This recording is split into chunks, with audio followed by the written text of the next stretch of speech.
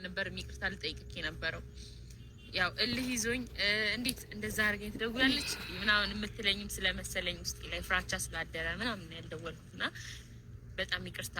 እቺ የተፈጠረው ነገር አይቻለሁ። ባይሆን ደስ ይለኝ ነበር። የሚሆን አይነት ልጅ ቢሆን ኑሮ ደስ ይለኝ ነበር። ችግር የለም። ያንቺን ደስታ ነው የምፈልገው። በመጀመሪያ ፍቅርና አሌክስ ስለታረቃችሁ በጣም ደስ ብሎናል ሁላችንም ማለት ነውና ያው እንግዲህ ኢሳቅም ትናንት አግኝታው አስከፍቷት ነበረ። ከትናንት ወዲያ አሌክስም ስታገኘው እሱም እንደዛው። ፍቅር ደግሞ እንግዲህ ሁላችንም ለስራ እንጂ ምንም አይነት ነገር የለኝም ብላ በማሰብ አሌክስንም አግኝታ ብትሰራ ኢሳቅንም አግኝታ ብትሰራ ምንም ችግር የለው በማለት በንጹህ ልቧ እንግዲህ ሁላቸውንም እያገኘች እየሰራች ነው። እነሱ ግን የተሳሰቡት ሁላቸውም አሌክስም እሷ አይሆናትም ይላል፣ ያንኛውም ደግሞ እሷ አይሆናትም ይላል። በዛ ምክንያት እንግዲህ ጸብ ውስጥ ስለገቡ በጣም ደብሯት ነበር። ዛሬ ላይ አሌክስ ደግሞ እንግዲህ በቀላል ነገር ይቅር ብሏታል። አሰላሙ አለይኩም ወራህመቱላሂ ወበረካቱ። ውድና የተከበራችሁ የህይወት ዩቲዩብ ተከታታዮች እንዴት ናችሁልኝ?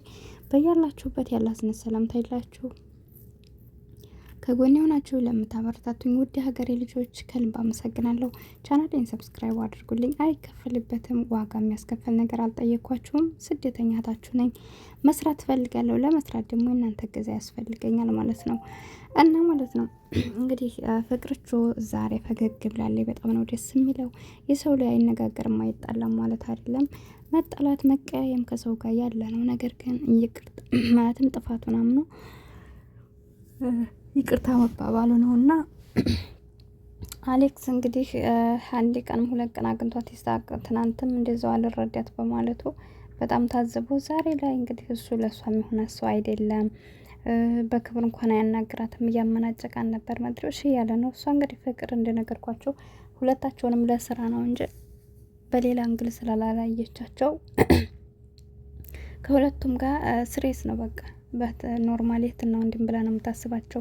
ነገር ግን አሌክስ እያለ ያለው ዛሬ ኢሳቅ እንደሚወዳት አድርጎ እሷ አይሆናትም፣ ለእሷ ክብር አይሰጣትም፣ እኔ ስለማቅ ነው እንጂ የእሷ ደስታ ደስታዬ ነው፣ ችግር የለብኝም፣ የሚያከብራት የሚወዳትና የሚኮሆኑ ቢሆኑ ችግር የለብኝም እያለ ነው። እንግዲህ እሷ ደግሞ በዛ መልኩ ስላላደለ ቀለል አድርጋ በማየት ነው ለስራ ነው ትላላችሁ እንግዲህ እየሰራችሁ እና ዞሮ ዞሮ ከየትም ሆነ ከየትም የሰው መውደድ ይላችኋል። የሰው መውደድ ሲኖራችሁ እንደዚህ ነው በየሄዳችሁበት።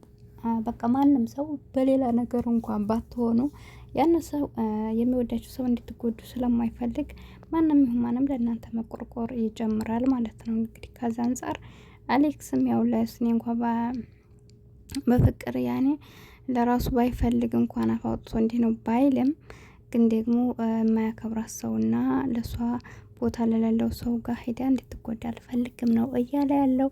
ፍቅር ግን ሳስባት በተለይ ከኢሳቅ ጋር የማትሆንበት ምክንያት ነግሬያቸዋለሁ። እምነታቸውም አንድ አይደለም። ኢሳቅ ዛሬ አይደለም የምታውቀው ከአመት በፊት ነው እንግዲህ የዛሬ አመት ረመዳን ተቅሪበን እዛ በፊት ነው የተዋወቁት። ከሩታ ጋር ሲሰራ በነበረበት ቡሪክም ጠፍቷል። እኔ ባለፈውም ጠይቂያችሁ ነበር የምታውቁ ካላችሁ የት ገብቶ ነው እያልኩኝ ከፍቅር ጋር እንደ መከታ ሆኖ አብሯት ይሰራ ነበር። የዛሬ አመት አካባቢ ነው። ህይወት ይቀጥላል እንግዲህ ምንም ማድረግ አትችሉም። ከፉአድ ጋር የነበረውም አልፎ ዛሬ ላይ ብቻ ዋናው ነገር እናንተ ከምንም ነገር ህይወትም ልትጀምሩ ትችላላችሁ፣ ጓደኝነትም ልትጀምሩ ትችላላችሁ፣ ኖርማሊ ማለት ነው። ግን የሰው ልጅ ተገን አድርጋችሁ መደገፍ የለባችሁም። በቃ ተደግፋችሁት የማይጥላችሁ አላህ ብቻ ነው። ሌላው እንደው የሰው ልጅ ዛሬ ቢያመላችሁ ነገ መልሶ ባበላችሁ እንትን ይላችኋል። ዛሬ ቢሰጣችሁ ነገ ጧት በሰጠው እጁ መልሶ ሊመታችሁ ይችላል እና ሰው ማለት በዛ ደረጃ ነው። ስለዚህ በሰው ላይ ሙሉ እምነት ሊኖረን አይገባም። ወይም ደግሞ ህይወታችንን እነሱ ናቸው የሚመሩት፣ እነሱን ካጣን እንሞታል፣ እነሱን ካጣን እንደዚህ እንሆናል ብለን እንደዚህ አይነት ነገሮችን አይምሯችን ላይ ማሰብ የለብንም። መጀመሪያ በራሳችን መቆም እንለምዳለን። በራሳችሁ ከቆማችሁ በኋላ ሰው ናችሁ፣ ሰው ያስፈልጋችኋል። የትዳር አጋርም ሆነ ኖርማል ጓደኝነትም ሆነ የሴት ጓደኛም ሆነ እንደዚህ አይነት ነገሮችን ሰው ናችሁና ያው ከማህበረሰብ ግንኙነት በኑሮ ሊሆን ይችላል፣ በስራ ሊሆን ይችላል። ሰው ጋር አትገናኙ፣ አትስሩ፣ አትወፋፈቁ ማለት አይደለም። ግን ያን ያክል እነዛ ሰው ከህይወታችሁ ቢወጡ እናንተ ያለ እነሱ ብላችሁ የምታስቡበት አይነት ህይወት መሆን የለበትም። እነሱ ከህይወታችሁ ቢወጡ እንኳን እናንተ ወድቃችሁ መቅረት የለባችሁም። እነሱ ሲሄዱ ያው አህዲ ነው፣ ቢኖሩም አሉ ነው። ራሳችሁና ፈጣሪያችሁን አምናችሁ ነው። ቢሄዱም ደግሞ ቦታ የላችሁም። በቃ ይሆናል የሰው ልጅ ብቻ ግን ሰው እንዳለማስከፋት መጠንቀቅ።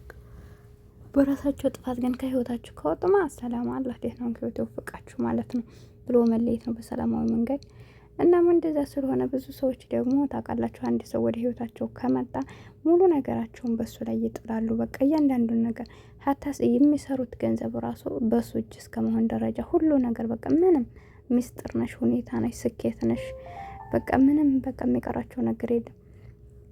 ያ ሰው የሆነ ነገር ተፈጥሮ ከነሱ ህይወት ሲወጣ በቃ ሁሉም ባዷቸውን ይቀራሉ ማለት ነው። ለምን የሰው ልጅ ሁሉንም ነገር ሁሉም አይወራም፣ ሁሉም ነገር እንትን አይባልም። በቃ ለራሳችሁ ብላችሁ የሚይዙት ነገር ሊኖር ይገባል። ሚስጥርም ሊሆን የሆነም ነገር በቃ እንደነገርኳችሁ ያን ሰው ትቷችሁ በሄደ ሰዓት እናንተ ወርቃችሁ እንዳቀሩ ወርቃችሁ የምትነሱበት አይነት ነገር ሊኖራችሁ ይገባል በህይወታችሁ። ገባችሁ? እና ይህን ይመስላል። ከዛም አንጻር እንግዲህ ብዙ እህቶች ወርቀው ሲቀሩ እናያለን። ወርቀው በሽተኛ ሲሆኑ እናያለን። በአንዳንድ ነገሮች ተሰብረው ከስኬታቸው ከአላማቸው ተበሳቁለው በቃ የሆነ ከሰውነት ጎዳና ወጥተው ታያቸዋላችሁ። እንዲህ አይነት ሰው መሆን የለብንም። በራሱ ኮንፊደንስ ያለው ሰው የሰው ልጅ ቢሄድም ቢመጣም በሰው አይተማመንም። ፈጣሪውን ነው። ፈጣሪውን የተማመነ ሰው ደግሞ መጨረሻ ያማረ ነው እላችኋለሁ። እና ከዛ አንጻር እንግዲህ ሰዎች ቢመጡም ቢሄዱም በቃ ነገም ሌላ ቀን ነው ብለው የሚኖሩ ሴቶች ሁለቱ ሄሉ አሁን እንግዲህ በህይወታቸው ሰው ይመጣል ይሄዳል፣ ግን ሁሌም ጉዞ ወደፊት ነው። እንዲሁም ደግሞ እንትና ፍቅርም ደግሞ ከዚሁ አንጻር እንግዲህ አይታችኋል። እሷም በህይወቷ ሁለት ሰው እኛ አንዱ በሚዲያ የምናውቃቸው ራሱ ከአብረሽ ጋር ከዘከፉ ሀድ ጋር፣ አሁን ደግሞ እንግዲህ ያው እና አሌክስ ጋር እየሰራች ነው። የእነሱ ጋር ግንኙነቱ እርግጠኛ ነኝ ከዛኛው ህይወት ስለተማረችበት ያን ያክል አይሆንም ብዬ አስባለሁ። ከፉአድም ጋር ብዙ መከራ ብዙ ነገር ደርሶባታል። ቻናሏ እስከ መቀማት አሁን አዲስ ከፍታ ነው። አያችሁ ታዲያ የሰው ልጅ ወርቆ መነሳ ማለት ይሄ ነው። ቻናሏ ራሱ ይኸው እንደ አዲስ ነው እንግዲህ ከፍታ ይኸው ማሻአላ 50K አለፈች። እና እንዲህ አይነት ሰው መሆን አለባችሁ። በቃ የሰው ልጅ ወርቃን በቃ እንደዚህ ከሆነ ካሁን በኋላ ብላችሁ የምታስቡ አይነት ሰው መሆን የለባችሁ። ማንም ሰው በቃ በነበረበት የሚቆይ ማንም የለም። ሁሉም ነገር ይቀያየራል። ትናንት ዛሬ አይደለም፣ ነገ ደግሞ ዛሬ ሊሆን አይችልም። እና በቃ የማይታለፍ ነገር የለም። የሰው ልጅ ማለፍ የማይችለው የሚሞትበትን ቀን ብቻ ነው። ከዛ ውጭ ያለው የተደሰታችሁበትም ቀን ያልፋል፣ የተከፋችሁበትም ቀን ያልፋል፣ የተጨነቃችሁበትም ቀን ያልፋል። ሁሉም ነገር ያልፋል፣ ጥሩም መጥፎም ያልፋል። እኛ ስናልፍ ብቻ ነው ሁሉም ነገር የሚቀረውና ስለዚህ ለሚያልፍ ቀን በቃ እናንተ ጠንካሮች መሆን አለባችሁ። በመጣባችሁ ነገር ፈጣሪያችሁን ማመስገን አለባችሁ። ከእናንተ ይባሳልና እና ሁሌም ጠንካሮች ሁኑ ለማለት እወዳለሁ።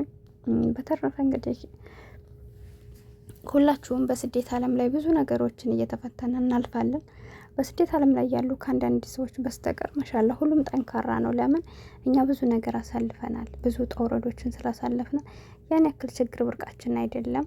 ጠንካሮች ነን ብዬ አስባለሁ። ለምን ብዙ ጠውረዶችን ለራሳችን ህይወት ብቻ ሳይሆን እኛ እዚህ ቦታ ላይ ሆነን የቤተሰቦቻችንን፣ የወንድሞቻችንን፣ የእህቶቻችንን አንዳንድ ነገሮች የምንሸፍነው እኛ ነን። የራሳችንን አላማ እያሳካን ብዙ ኃላፊነት አለብን። እዚህ ጋር ደግሞ በምንሰራው ስራ ብዙ ነገሮችን እያሳለፍን ነው። ዛሬ ላይ አልሐምዱሊላህ ግን ብለን ከመጣን ጀምሮ ብዙ ነገሮችን አይተናል። ሀገራችን ገብተን ለእናታችን የምናወራው በቃ ይሄ ታሪክ ነው ብለን የምናወራው ነገር ብዙ ነገር አለን እና ጠንካሮች ናቸው። አሁንም ጠንክሩ፣ ፈጣሪያችሁን በማመን ጉዟችንን ወደፊት ኢንሻአላህ ሁሉም ነገር አልፎ የራሳችንን ህይወት ይኖረናል። ቻናሌን ሰብስክራይብ እያደረጋችሁ አበረታቱኝ። ስለነበረን ቆይታ